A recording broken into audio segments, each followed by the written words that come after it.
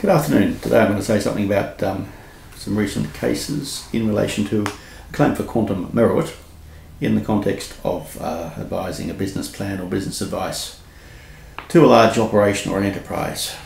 And these cases seem to be coming up more frequently because in the world of modern commerce, changing commerce, people have an idea which they take to a larger enterprise which perhaps has more capital to exploit it, and they sell the idea. And it's a very difficult question, as a matter of fact, to determine whether or not there's misuse sometimes made of an idea, because of course ideas will develop over time. And also in dealing with a very large organisation, it may sometimes be difficult to actually extract a contract from them in any written form, or to get any promise to pay out of them, except on the basis that if things come good, we'll look after you, we'll see you right. And a recent case which exemplifies the difficulties is the case from the Supreme Court of Victoria. Recent decision of Justice Askaree in Vasco, VASCO Investment Managers, and Morgan Stanley Australia as the defendant, 2014 VSC 455. And putting the matter in a nutshell, Vasco Investments had an idea about restructuring various things and took the idea to Morgan Stanley. And Morgan Stanley, of course, spent a lot of time and money and effort looking at it as well, and eventually went ahead with the idea. And Vasco turned around and said, well, please pay us some money on the basis you've used some of our confidential information in going forward with this plan. Plan involved restructuring of various debt which is out there in the market, putting it very simply. And Morgan Stanley said, well, we had no written contract with you, and the way in which you've run your case in terms of confidential information, you haven't really given us, or the judge, enough expert evidence to adjudicate precisely how the confidential information should be valued. The judge found that there was some confidence reposed in Morgan Stanley, but at paragraph 330, unfortunately the expert only gave evidence with respect to a quantum Meruit type claim, not a claim involving confidential information. And there are different tests involved if you're seeking to get equitable compensation for misuse of confidential information. And that then threw Vasco back onto a claim for a quantum Meruit, an old Latin term which, as you'll all remember, means as much as the thing is worth, or as much as you have earned. And we've got a couple of High Court cases in this area which provide a bit of guidance. We've got Pavey and Matthews and Paul, which is at 162 CLR 221. We've got Brenner and First Artist Management, which is the main Victorian case, and perhaps the leading case in the area, really, in a way, in terms of damages, which is at 1993, two Victorian reports, 221. And we've also got Lumbers and W. Cook Builders in liquidation, the most recent High Court case, 2008, 232 CLR at 635. And Justice Vickery summarises the various principles involved from paragraph 336 onwards, looking at the various types of things which need to be shown to make a claim. And it looks like a restitutionary sort of claim these days, as we describe it, some sort of an unjust enrichment on the part of the recipient of the services. And what you need to demonstrate in what he calls the first class of claim is an actual or constructive acceptance of the benefit of the provider's services or goods. The fact that the recipient of the goods or services should have realised that the provider expected to be paid, and finally that it would be unjust for the recipient to take the benefit of the goods or services provided without paying a reasonable sum for them.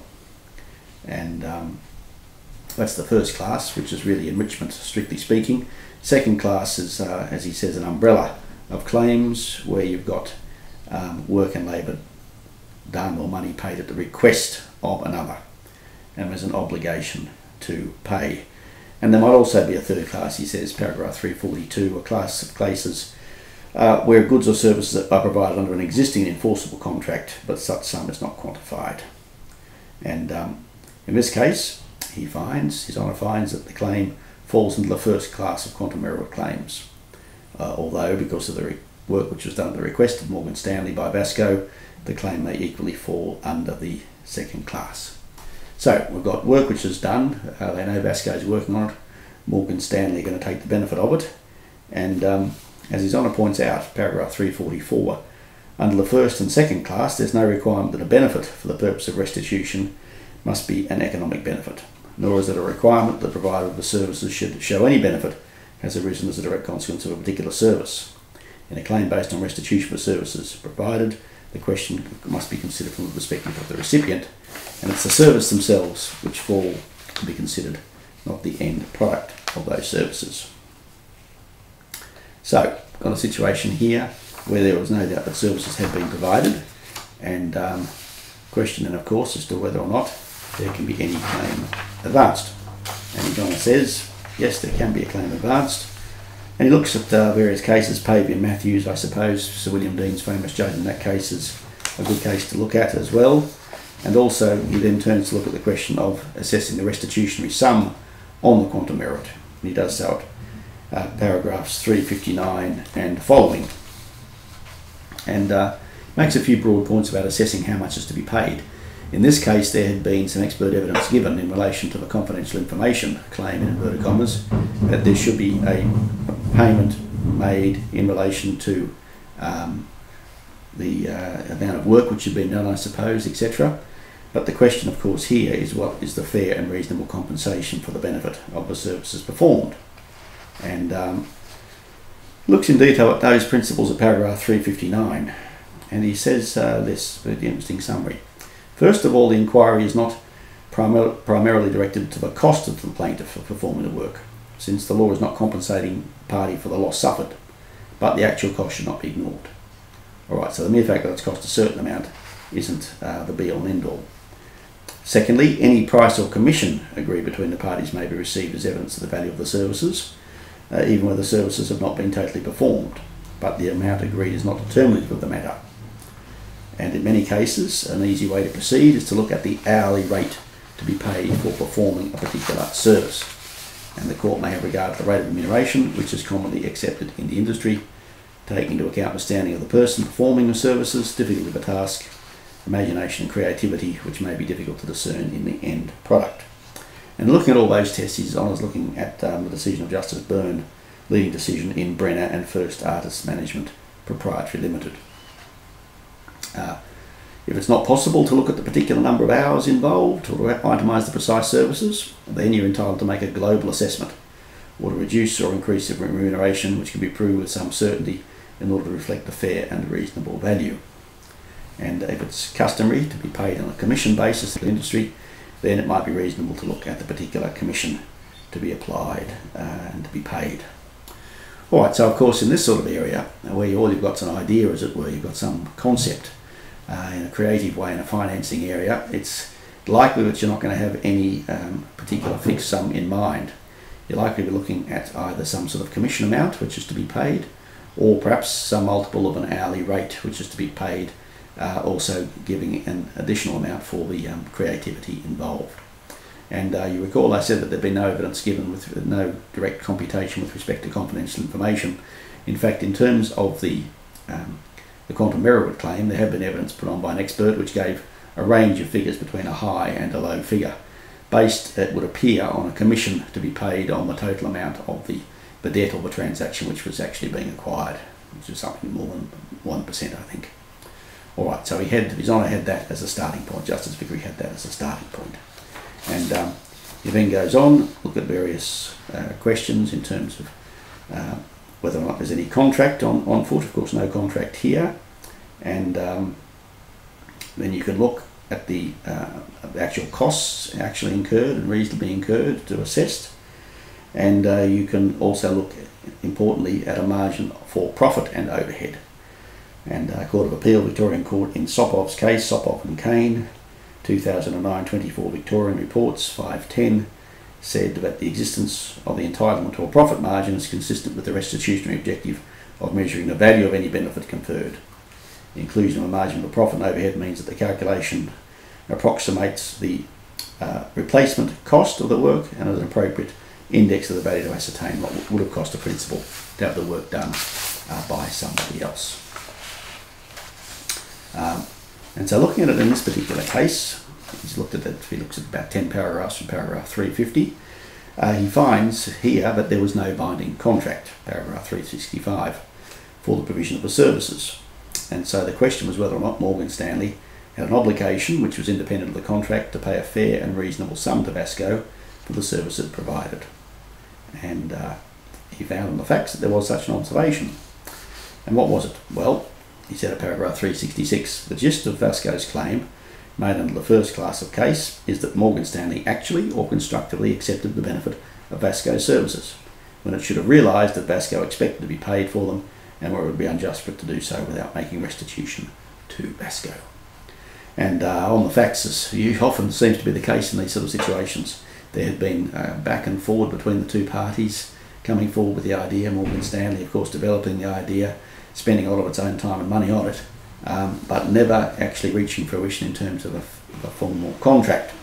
But here of course there was no doubt there was actual acceptance of the services, and that provided, as it said, a basis, because there was a request to perform services by Morgan Stanley, for a finding that there had in fact been first class quantum merit entertained.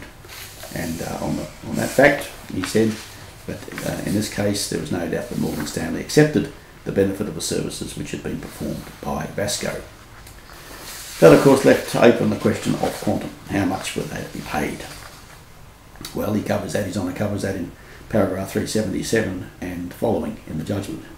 And in that case, he determined that there was no precise itemisation of the amounts, and so in that case the court needs to make a global assessment of what is fair and reasonable.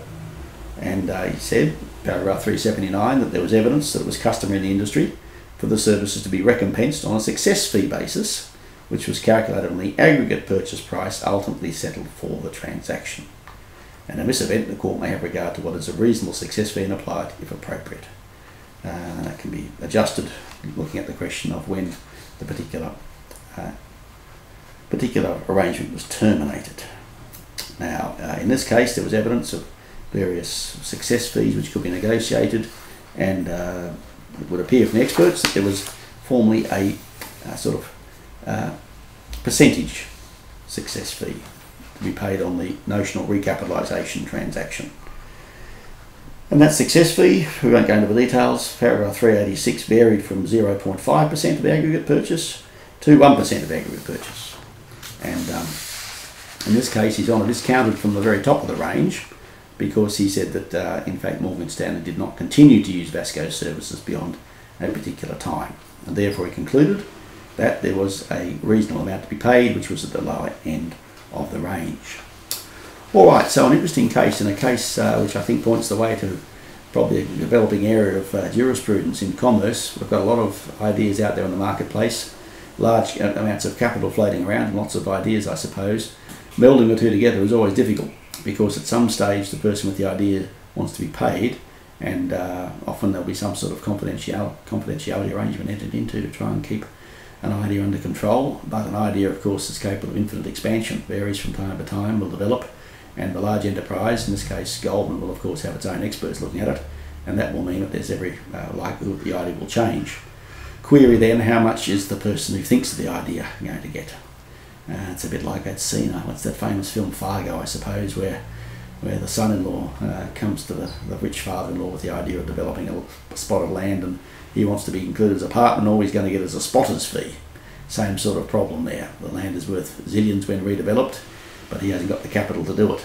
Can he come in as a partner? Well, of course he can't, and that then drives the plot and the various murders that unfold. So, happily here, no question of that, but the same sort of issue. The question was, what was the idea worth? And difficulty because the idea was developed, but not developed for the full period taking it to come to fruition. Nevertheless, His Honour concluded, although there was no claim on for breach of confidence in terms of misusing confidential information, nevertheless it was possible to make a claim, quite a valuable one, over $1 million, on the question of a quantum merit.